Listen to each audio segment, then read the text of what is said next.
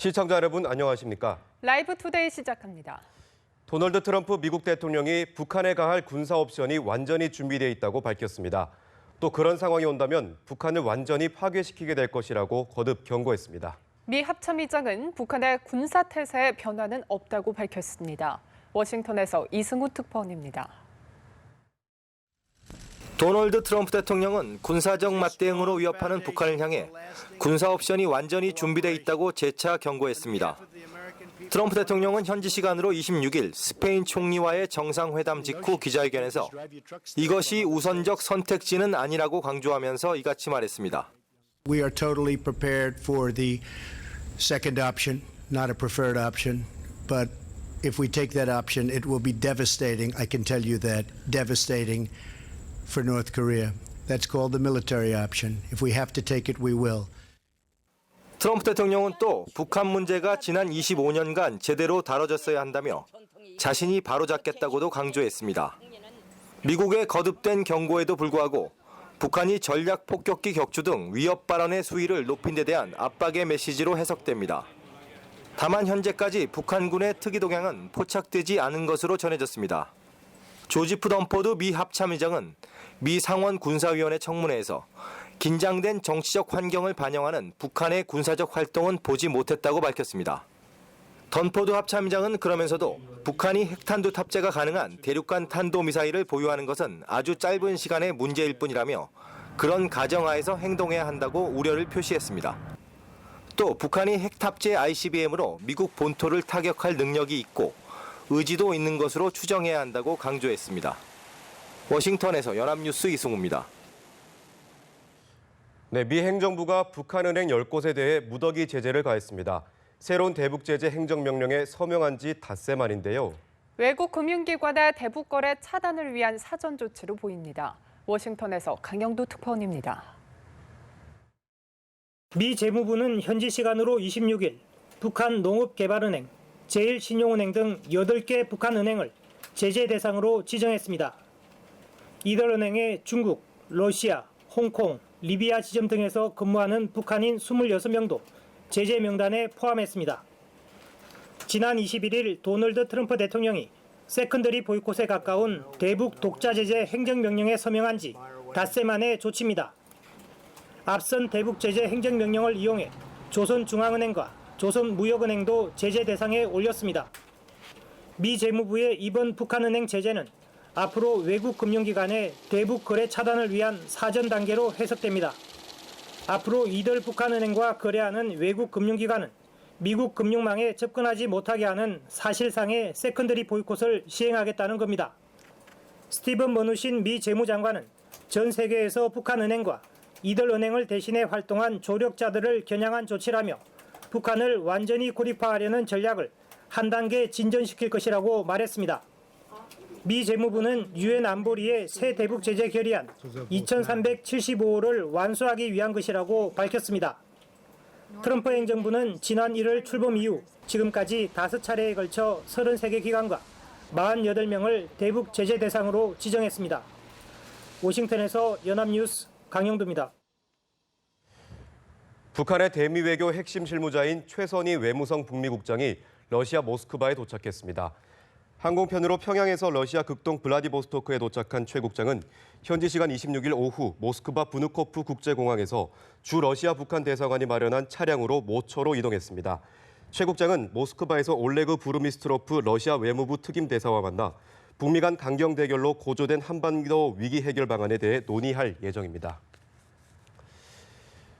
미국의 전략 폭격기 무력 시위에 북한은 자위권 언급으로 맞불을 놨습니다. 미 전략 폭격기가 뜬다면 격추시키겠다고 위협한 건데요. 과연 북한은 이런 능력을 실제로 갖고 있을까요? 정인용 기자입니다. 리용우 북한 외무상은 미국의 전략 폭격기 무력 시위에 자위적 대응 권리를 거론했습니다. 미국이 또다시 전략 폭격기를 띄운다면 영공이든 아니든 상관없이 격추시키겠다고 위협한 겁니다. 미국 전략 폭격기들이 설사 우리 영공 개선을 채 넘어서지 않는다고 해도 이미 시각에 쏘아떨굴 권리를 포함해서 모든 자위적 대응 권리를 보유하게 될 것입니다. 북한의 이 같은 엄포는 사실상 말폭탄에 불과하다는 게 대체적인 분석입니다. 북한이 격추용으로 선보일 수 있는 미사일은 크게 두 가지입니다. 사거리 150여 킬로미터의 유도미사일 KN-06과 사거리 250여 킬로미터의 미사일 SA-5입니다. 이 미사일들은 음속 이상으로 비행하지만 실제 미국의 전략 폭격기를 격추시키기엔 사거리 능력이 턱없이 부족합니다. 이번에 출격했던 미국의 F-15C 전투기의 미사일 사거리가 278km인 점에 비춰봤을 때 이 이상은 날아가야 하기 때문입니다. 그리고 설령 발사를 한다고 하더라도 미국의 폭격기가 사전 탐지 능력을 갖추고 있어 명중시키는 것은 불가능에 가깝습니다. 북한이 군사적 대응을 하겠다고 공언은 했지만 미국은 북한의 레이더 전파를 추적해서 파괴할 수 있는 미사일을 가지고 있을 뿐만 아니라 북한의 지대공 미사일이 사거리가 미치지 못하기 때문에 대응은 어려울 것으로 생각됩니다. 특히 북한에서 미사일이 발사될 경우 미 전략 폭격기가 북한의 미사일 기지를 원점 타격해 초토화시킬 수 있다는 점도 북한으로선 부담입니다. 이에 앞서 북한이 23일 밤 미국의 무력 시위에 침묵한 것도 결국은 이 같은 맥락에서 결정된 판단으로 해석됩니다. 연합뉴스TV 정인용입니다. 지난 주말 미국의 전략 폭격기 B-1B 랜서가 동해 NLL을 넘었을 때 북한은 아무런 조치를 하지 않았다고 국정원이 밝혔습니다. 네, 북한이 당시 상황을 몰랐기 때문이라는 분석도 나왔습니다. 팽재훈 기자입니다. 국회 정보위원회 긴급 간담회에서 국정원은 지난 23일 미국의 B-1B 출격 당시 북한의 동향을 보고했습니다. 국정원은 B-1B 랜서 편대가 북한 동해 국제 공역을 비행했을 때 북한이 아무 대응 조치를 하지 않았다고 밝혔습니다. 국회 정보위원장인 자유한국당 이철우 의원은 북한이 출격 사실을 잘 모르는 것 같아서 미군 측이 B-1B의 비행 궤적을 공개한 것으로 알고 있다고 설명하기도 했습니다. 그것도 자정 무렵에 왔기 때문에 전혀 예상도 못했고 레이더나 이런 데에서도 강하게 잡히지 않아서 조치를 못한 것으로. 국정원은 북한이 B-1B의 출격에 반응을 보이지 않은 것은 중국, 러시아와 상의를 한 것으로 분석했습니다. 당시 상황에 대해 북한이 자체적으로 판단이 안 되다 보니 중국과 러시아의 대공 방어망을 통해 사실관계를 알아본 것으로 추정된다고 한 정보위원은 설명했습니다.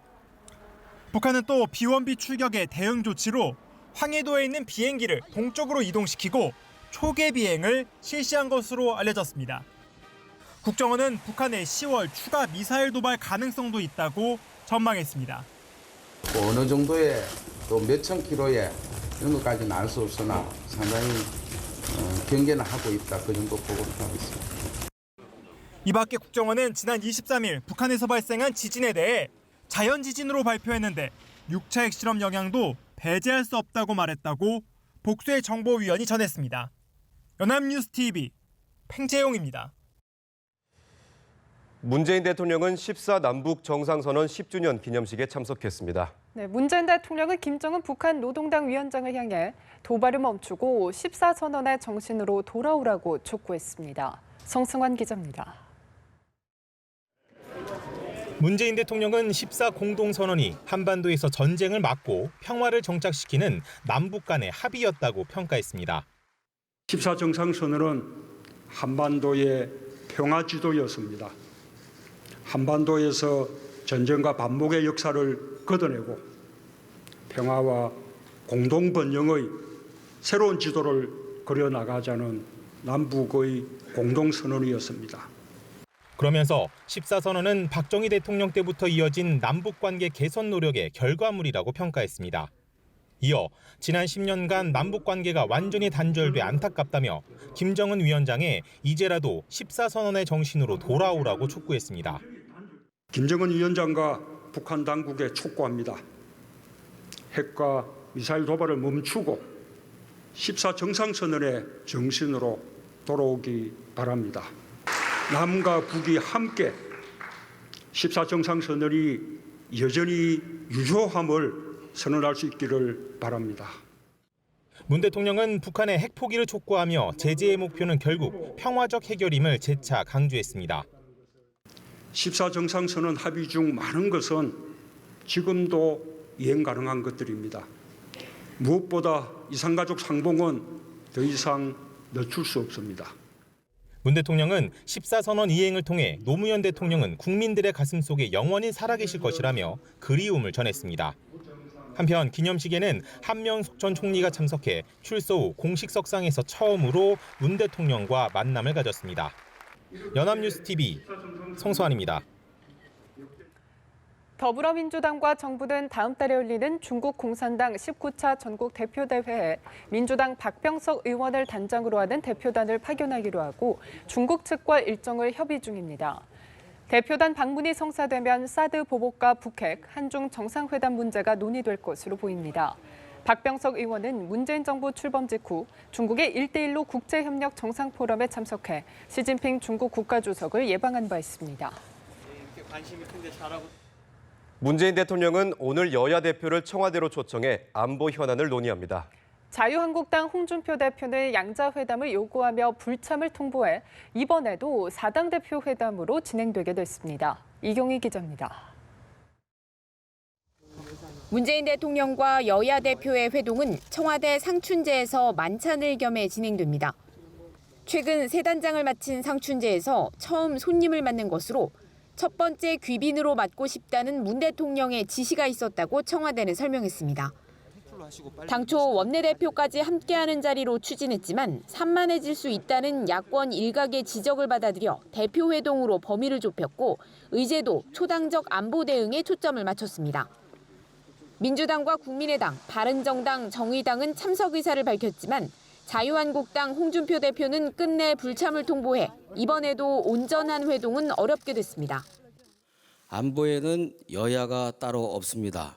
안보에 있어서는 초당적이고 또 공동 책임이 있는 제1야당의 대표님으로서 다시 한번 회동에 참석해 주실 것을 간곡하게 요청드립니다. 홍 대표는 둘이 앉아 허심탄회하게 의견을 나눠야 현안에 대한 해법이 나올 것이라며 양자회담을 거듭 요구했습니다. 한편 이번 회동은 문 대통령과 안철수 대표가 대선 이후 처음 만나는 자리라는 점에서 주목됩니다. 청와대는 회동 일정과 의제 조율 과정에서 안 대표 측 의견을 대폭 수용하며 협력 분위기 조성에 애쓰는 모습을 보였는데 안 대표가 문 대통령에게 외교 안보 라인 교체를 건의할 것으로 알려지면서 협치에 접점을 찾을 수 있을지 주목됩니다. 민주당 추미애 대표는 북미 동시 특사 파견을, 정의당 이정미 대표는 대북 특사 파견을 제안하겠다고 밝혔습니다. 바른정당 주호영 대표 권한대행은 핵균형 필요성 문제를 강조할 것으로 알려졌습니다. 연합뉴스TV 이경입니다. 각종 국정원 정치 공작 의혹에 몸통 껴긴 원세훈 전 원장이 결국 검찰에 불려 나왔습니다. 사이버 외곽팀 운영 의혹을 시작으로 박원순 제안 문건, 방송 장악 시도 등에 대한 수사가 본격화하고 있습니다. 이소영 기자입니다. 국정원의 전방위 정치 개입 의혹을 수사하는 검찰이 수많은 의혹의 정점에 있는 원세훈 전 원장을 소환했습니다. 국정원 댓글 부대 사건으로 징역 4년을 선고받고 한 달이 채 지나기도 전에 다시 피의자 신분으로 불려 나온 겁니다. 검찰은 우선 사이버 외곽팀에 70억 원 규모의 국정원 예산을 지급했다는 혐의를 집중적으로 들여다본다는 방침입니다. 국정원 적폐청산 TF가 원 전 원장을 횡령 등으로 수사 의뢰한 상황에서 개입 사실이 드러나면 추가 기소도 가능할 전망입니다. 박원순 서울시장이 원 전 원장을 명예훼손 등으로 고발한 사건도 속도를 내고 있습니다. 검찰은 반값 등록금 반박 문건을 작성한 추명호 전 국장의 자택을 압수수색한 데 이어 직접 불러 조사한다는 계획입니다. 정부 비판을 차단한다는 계획의 일환인 방송 장악 시도에 대한 수사 역시 급물살을 타고 있습니다. 원세훈 전 국정원장을 포함해서 이명박 전 대통령 그리고 업무 지시를 내리고 했던 모든 책임자들이 처벌을 받아야 된다고 저는 생각합니다. 최승호 PD는 관련 문건에서 VIP 보고 흔적을 확인했다며 정부의 조직적 언론 장악 행위를 고소할 예정이라고 밝혔습니다. 검찰은 원 전 원장을 몇 차례 더 소환해 조사할 방침입니다. 결과에 따라 이명박 전 대통령을 비롯한 청와대 전직 고위 관계자들로도 수사가 확대될 수 있을 거란 전망이 나옵니다. 연합뉴스TV 이소영입니다. 이명박 정부 시절 국가정보원의 여론 공작을 위해 민간인 사이버 외곽팀을 관리하며 댓글 활동을 지시한 혐의를 받는 전 국정원 중앙 간부 2명이 구속됐습니다. 서울중앙지법은 범죄 혐의가 소명되고 증거인멸에 염려가 있다며 국정원 과장급 장모 씨와 황모 씨의 구속영장을 발부했습니다. 장 씨 등은 지난 2009년에서 2012년 다수의 사이버 외곽팀 관리 업무를 담당하면서 선거에 영향을 줄 수 있는 게시글이나 댓글 등을 온라인에 유포하도록 한 혐의를 받고 있습니다. 이명박 정부 시절 국가정보원뿐만이 아니라 군사이버사령부도 특정 유명인을 대상으로 비방 공작을 벌였다는 지적이 나왔습니다. 더불어민주당 김혜영 의원은 이명박 정부 때 군사이버사령부 요원들의 아이디 활동을 분석한 결과 방송인 김미화 씨나 공지영 작가, 진중권 교수 등을 대상으로 비방전을 벌인 것을 확인했다고 밝혔습니다. 김 의원은 요원들은 이들의 얼굴을 합성한 사진을 유포하며 이미지를 실추시키려 했다며 군 형법으로 엄중히 다스려야 한다고 지적했습니다. 점점 가속도가 붙고 있는 정부와 여당의 전방위적인 적폐청산 드라이브의 칼끝이 이명박 전 대통령을 향하는 양상입니다. 자유한국당은 이미 종결된 노무현 전 대통령의 뇌물 의혹에 대한 특검 등을 주장하며 강하게 반발했습니다. 이준삼 기자입니다. 민주당은 노무현 전 대통령의 죽음을 부부싸움 등과 연결지은 자유한국당 정진석 의원에 대해 연일 맹공을 퍼붓고 있습니다. 특히 정 의원을 MB정부의 호위무사에 빗대며 이명박 전 대통령을 정조준했습니다. 군사이버사령부에 이명박 전 대통령이 직접 간접 연루됐다는 증거가 나오는 상황에서 성역 없는 수사로 실체적 진실을 반드시 밝혀야 할 것입니다. 민주당은 적폐청산 TF 전체회의도 열고 이명박 정부 시절 권력기관이 부당하게 동원된 잘못된 행태 등을 대상으로 한 적폐청산 활동에도 본격적인 시동을 걸었습니다. 특히 이번 국감에 대해 적폐청산을 위한 국회라고 강조하며 이명박 박근혜 정부의 실정을 바로잡겠다고 각오를 다졌습니다. 정부와 여당의 적폐청산 움직임을 정치 보복이라며 반발해온 자유한국당은 강하게 반발했습니다. 이제 어쩔 수 없이 노무현 전 대통령의 죽음과 관련된 전말이 검찰 수사를 통해 밝혀질 수밖에 없다고 판단이 됩니다. 특검을 통해 모든 진상을 이명박 전 대통령은 당시 국정원의 댓글, 선거개입 의혹 등에 대해 조만간 직접 입장을 밝히는 방안을 검토 중인 것으로 알려졌습니다. 연합뉴스 TV 이준삼입니다. 검찰이 고 노무현 전 대통령의 명예를 훼손했다며 유족이 정진석 자유한국당 의원을 고소한 사건에 대해 수사에 착수했습니다. 서울중앙지검은 노 전 대통령의 장남 권오 씨와 부인 권양숙 여사가 정 의원을 명예훼손과 사자 명예훼손 혐의로 조사해달라고 고소한 사건을 형사 1부에 배당했습니다. 정 의원은 지난 22일 자신의 페이스북에서 노 전 대통령의 죽음을 두고 검찰 조사를 받은 뒤 부부싸움 끝에 권 씨는 가출하고 그날 밤 혼자 남은 노 대통령이 스스로 목숨을 끊은 사건이라고 표현해 논란을 일으켰습니다. 검찰이 구속 만기를 앞둔 박근혜 전 대통령에 대해 구속영장을 추가 발부해달라고 요청하면서 공은 법원으로 넘어갔습니다. 최근 영장을 놓고 검찰과 법원이 부쩍 예민한 상황에서 칼자루를 쥔 법원의 판단이 주목됩니다. 김민혜 기자입니다. 국정원 댓글 사건과 한국항공우주산업, 카이 관계자들에 대한 이딴 영장 기각에 이달 초 검찰은 이례적으로 장문의 반박문을 냈습니다. 법과 원칙 외에 또 다른 요소가 작용하는 것이 아니냐며 불편한 심기를 적나라하게 드러냈고 법원은 법에 따른 구속 사유에 맞춰 공정하게 심리를 진행할 뿐이라면서 깊은 유감을 표했습니다.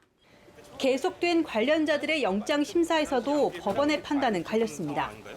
범행에서 차지하는 역할에 비춰 구속 필요성이 낮다거나 도망, 증거인멸 우려가 없다는 이유를 제시하며 구속 수사의 필요성을 강조하는 검찰과 미묘한 갈등을 이어갔습니다. 검찰이 이번엔 재판 단계에서 영장 청구 카드를 꺼내들었습니다. 다음 달 박근혜 전 대통령의 구속 만기를 앞두고 추가 영장을 발부해달라고 재판부에 요청한 겁니다. 박 전 대통령 측과 검찰의 의견 대립 속에 재판부는 추석 연휴가 지나면 결정하겠다고 밝혔습니다.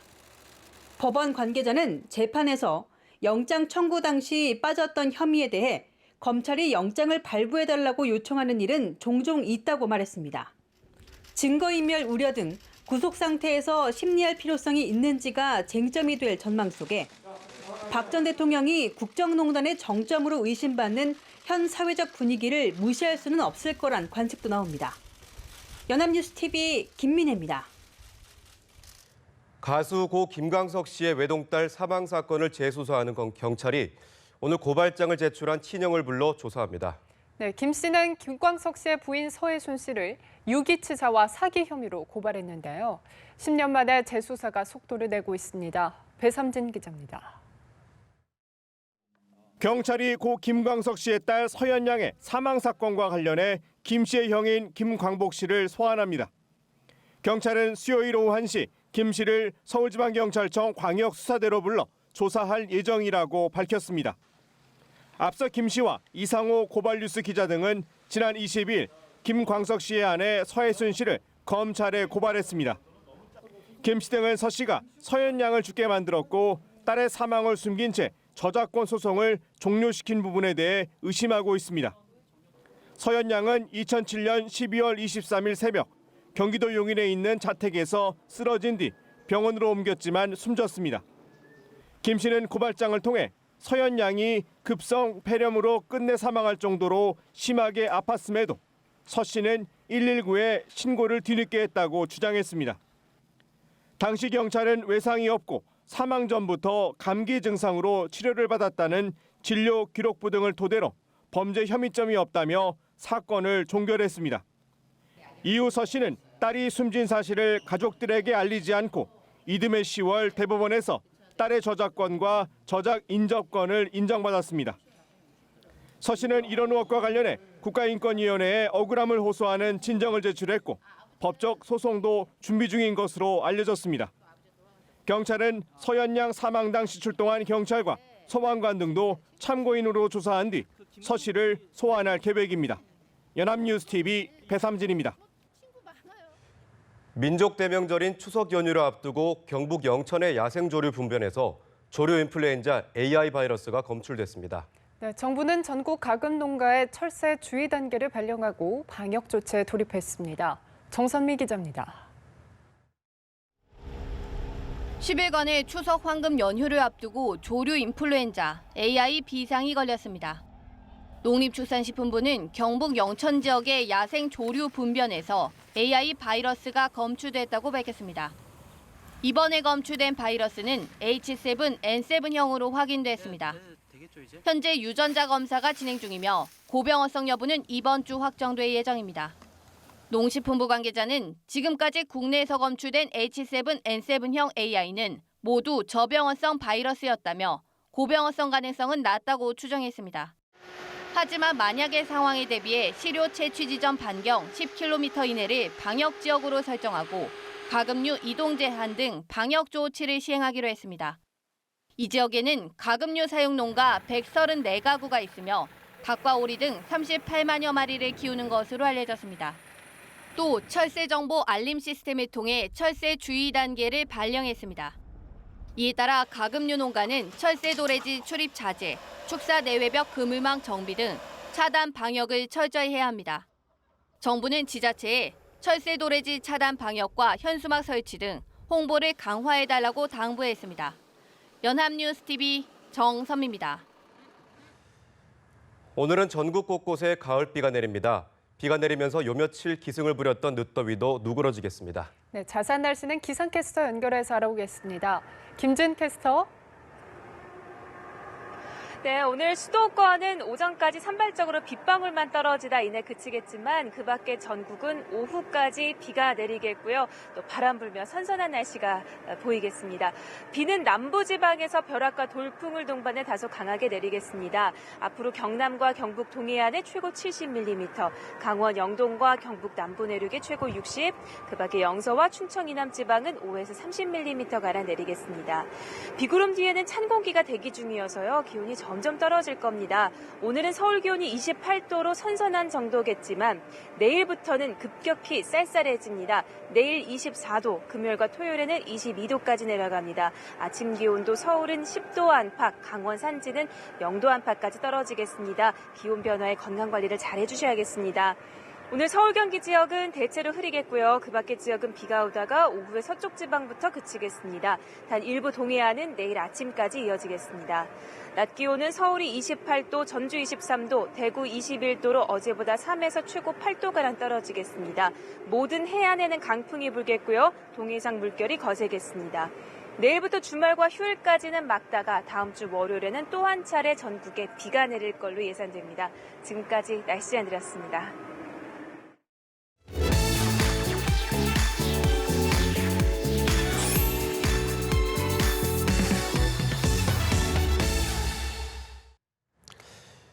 정부가 미세먼지 관리 종합대책을 내놨습니다.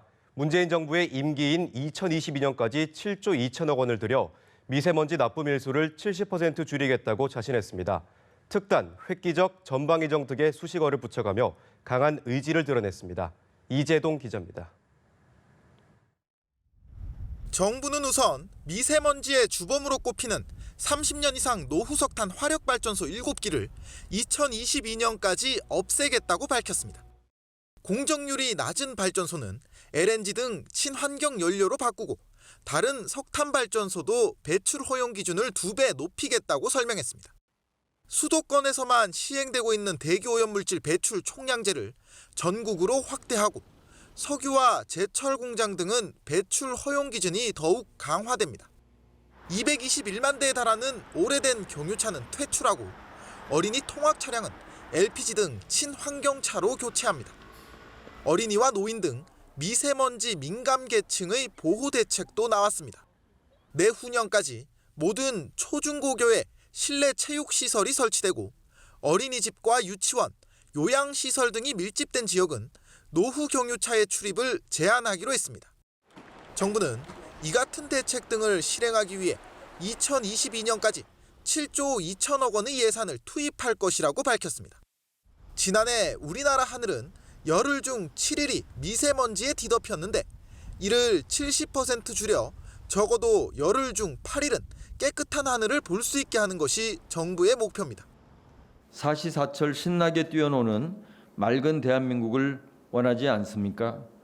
정부는 끝까지 미세먼지 감축을 위한 모든 수단을 동원하겠습니다. 환경부는 배출 허용 기준 강화 등이 기업에 부담이 될 수 있다는 지적에 대해서는 중복 규제를 받지 않도록 하고 중소기업에 대해서는 융자 지원 등 지원 대책을 병행하겠다고 밝혔습니다. 연합뉴스TV 이재동입니다. 이재명 성남시장이 고교 신입생 무상교복 지원 사업이 시의회 반대로 무산되자 반대한 의원들의 명단과 지역구를 공개해 논란이 일고 있습니다. 성남시의회는 지난 22일 교복 무상 지원 사업비 예산안을 표결에 붙여 부결시켰습니다. 이에 이 시장은 자신의 페이스북에 자유한국당 7명, 바른정당 1명 등 반대한 의원 8명의 이름과 지역구를 공개하는 글을 올렸습니다. 이 시장의 글이 급속히 확산되면서 의원들을 비난하는 악플이 잇따라 달리자 해당 의원들이 반발하고 있습니다.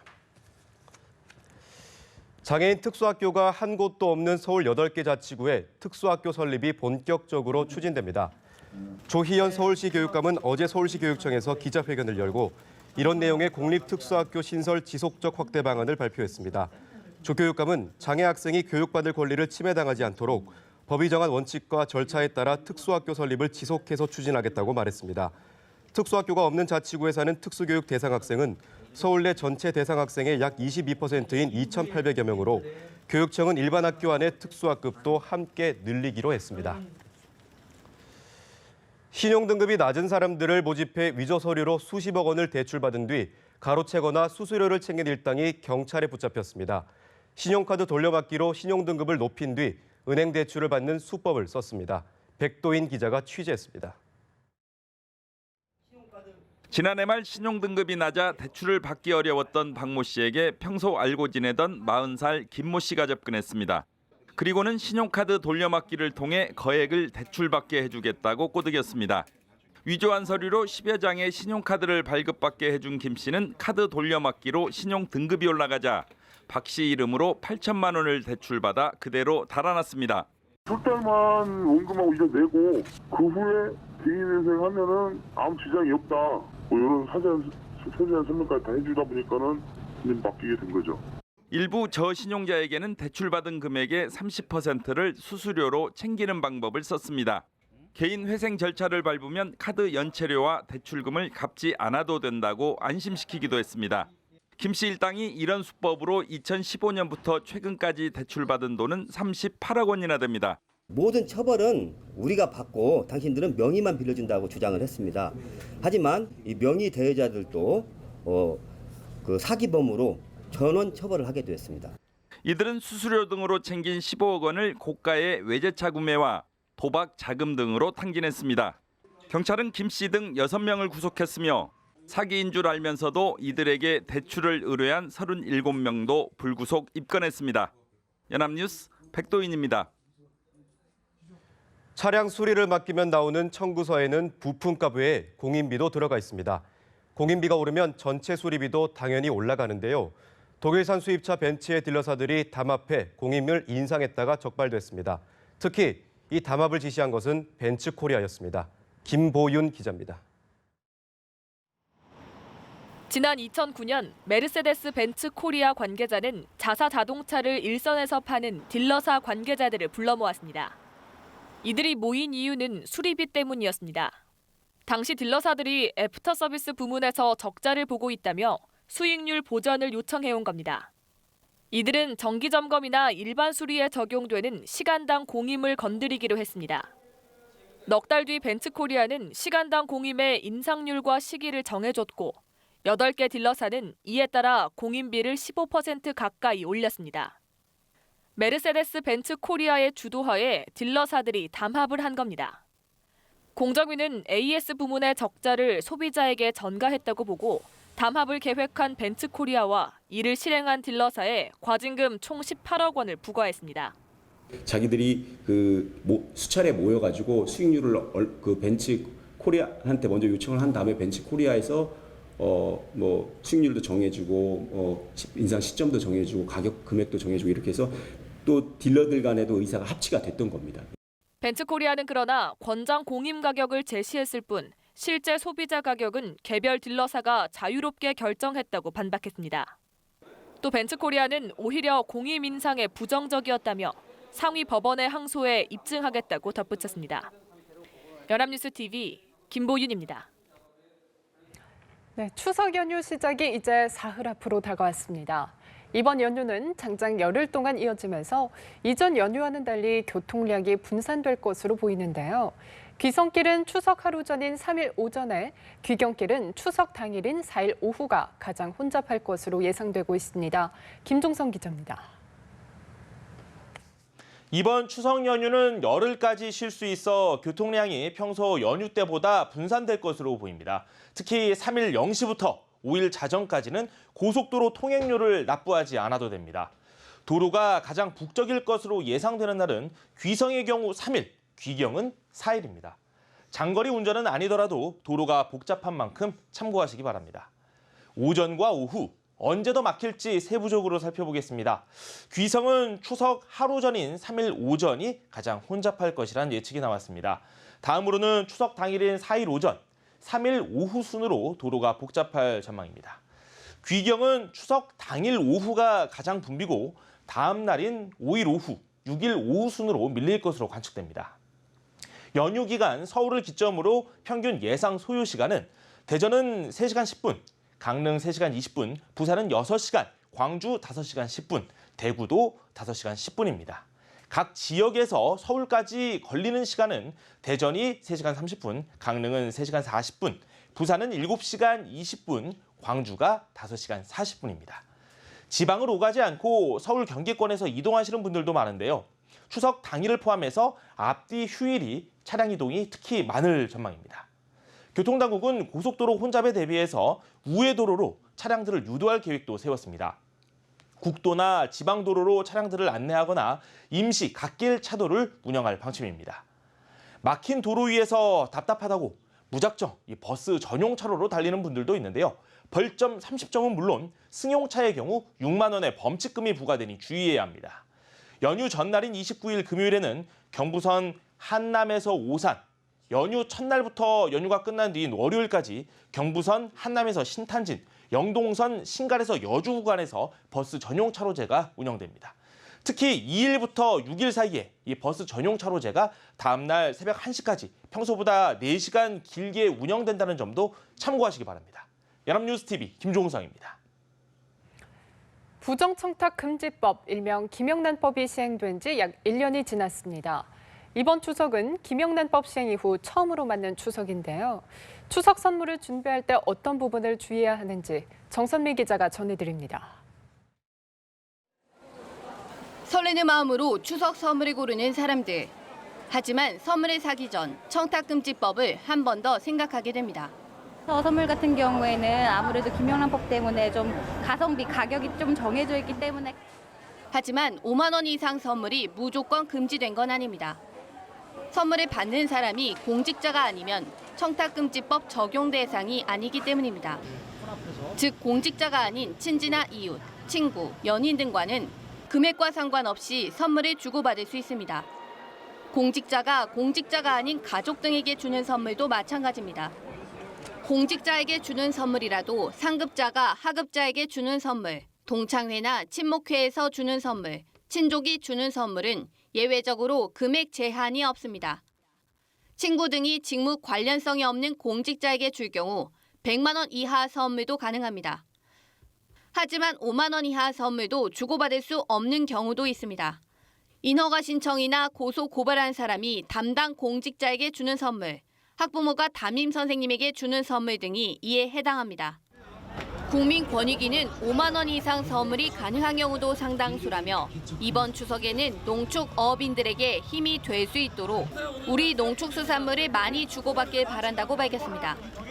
연합뉴스TV 정섬입니다. 네, 유럽을 중심으로 일각에서 내년 초에 개막하는 평창올림픽의 안전 우려가 부각되자 외교부는 문제가 없다는 점을 적극적으로 알리기 위해 나섰습니다. 현재 불참을 통보한 국가도 없다고 강조했습니다. 이봉석 기자입니다. 외교부가 4개월이 앞으로 다가온 평창 동계올림픽 개막을 앞두고 선제적 대응 외교에 나섭니다. 북미 양국이 말폭탄을 주고받는 상황에서 한반도 리스크 부각으로 일부 유럽 국가 사이에서 불참설이 나오자 진화에 나선 겁니다. 외교부는 우선 평창올림픽을 안전올림픽, 평화올림픽으로 만들겠다는 우리 정부의 구상을 각 대사관 등 외교 채널을 통해 각국에 적극 전달한다는 계획입니다. 외교부는 이 같은 방침을 최근 실국장 회의에서도 공지한 것으로 알려졌습니다. 한 외교부 당국자는 평창올림픽의 안전 문제와 관련해 잘못된 여론이 형성되는 것은 바람직하지 않다고 말했습니다. 우리 한국 정부는 2018 평창 동계올림픽과 동계 패럴림픽이 안전한 올림픽이 될 수 있도록 만전을 기하고 있습니다. 외교부는 또 현재까지 공식적으로 평창올림픽 불참 의사를 밝힌 국가는 없다고 강조했습니다. 일부 국가가 불참 가능성을 거론한 것은 극단적인 상황을 가정한 것일 뿐이라는 입장입니다. 앞서 프랑스와 오스트리아 관계자가 선수단 안전이 보장되지 않으면 평창올림픽에 불참할 수 있다는 뜻을 밝힌 것으로 언론에 보도됐습니다. 연합뉴스TV 이봉석입니다. 대한축구협회가 기술위원회를 열고 히딩크 전 감독의 도움을 받기로 했습니다. 히딩크 전 감독의 구체적인 역할은 양측이 논의해서 결정하기로 했습니다. 김종혁 기자입니다. 거스 히딩크 전 감독이 2018년 러시아 월드컵을 준비 중인 한국 축구에 도우미로 합류합니다. 대한축구협회는 기술위원회를 열고 한국 축구를 돕고 싶다고 밝힌 히딩크 전 감독에게 역할을 맡기기로 결정했습니다. 히딩크 감독님께서 어떤 지휘자의 역할을 해주실 수 있는지 상징적인 건 아닙니다. 이제 적극적인 도움이 필요하고요. 하지만 히딩크 전 감독이 어떤 직책에서 어떤 역할을 할지는 결정되지 않았습니다. 김호곤 기술위원장은 축구협회가 도움을 요청하는 입장인 만큼 히딩크 전 감독의 생각을 먼저 들어보기로 했다고 설명했습니다.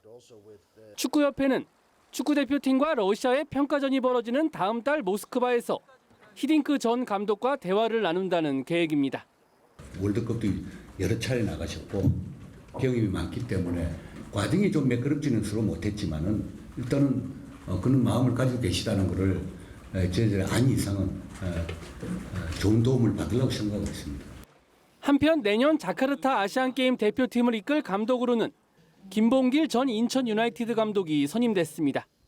연합뉴스 TV 김종혁입니다.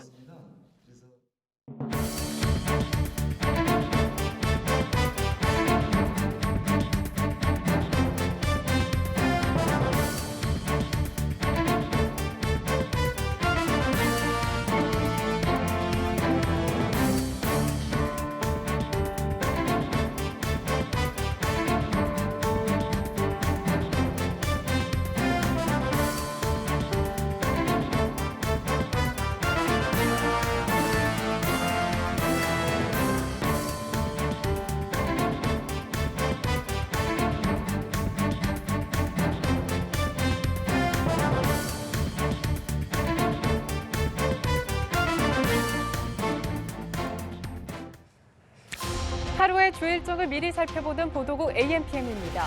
9월 27일 수요일 오늘의 주 일정 함께 보시죠. 정세균 국회의장이 터키를 방문합니다. 우즈베키스탄 방문을 마친 정 의장은 터키 이스탄불의 현대차 공장을 시찰한 후 임직원 관계자들과 간담회를 하는데요. 스티븐 페리 호주 상원 의장과 만나 의회 차원의 양국 협력 방안을 모색한 후에는 동포들과 만찬 간담회도 합니다. 가수 고 김광석 씨의 딸 사망 사건을 재수사하는 경찰이 고발인인 김광석 씨의 친형 김광복 씨를 불러 조사합니다. 김 씨는 동생의 아내 서혜순 씨가 조카 서현 양을 사망에 이르게 하고 사실을 숨겼다며 유기치사와 사기 혐의로 지난 21일 검찰에 고발장을 제출했는데요. 경찰은 조만간 서현 양 사망 당시 출동한 경찰 등을 참고인으로 조사하고 피고발인인 서 씨도 소환 조사할 방침입니다. 검찰개혁위원회가 2차 회의를 합니다. 법조계 원로와 학자, 변호사 등 외부 인사가 주축인 검찰개혁위는 검경수사권 조정과 재정신청 확대, 공소유지 변호사제도 신설, 수사심의위원회 신설 문제 등을 논의해서 검찰개혁안을 만들고 권고하는 역할을 합니다.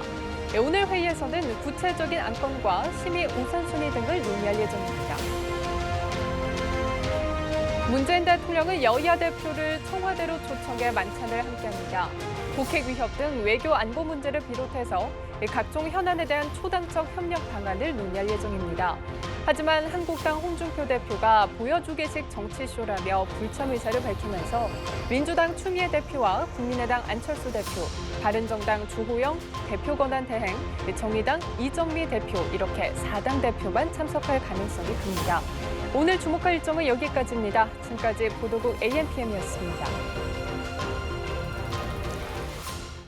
설악산 나무들이 울긋불긋한 옷으로 갈아입기 시작했습니다.